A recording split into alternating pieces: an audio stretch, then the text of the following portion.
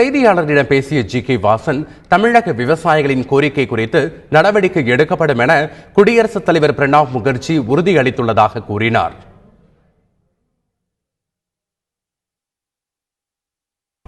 ஆறு விவசாய பிரதிநிதிகளோடு சேர்ந்து இந்திய ஜனாதிபதி அவர்களை சந்தித்தோம்.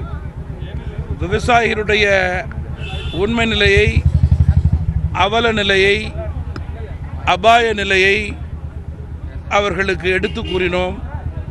குறிப்பாக 150 வருடங்களுக்கு பிறகு மிகப்பெரிய வறட்சியிலே தமிழகம் தவித்துக் கொண்டிருக்கிறது. இதில் மிகப்பெரிய அளவு பாதிக்கப்படுபவர்கள் விவசாயிகள் என்று சுட்டிக்காட்டினோம்.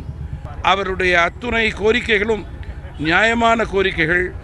இந்த கோரிக்கைகளை மத்திய மாநில அரசுகள் முழுமையாக விவசாயிகளுக்கு செய்து கொடுக்க வேண்டும் என்று ஜனாதிபதியிடம் வற்புறுத்தி கூறினோம்.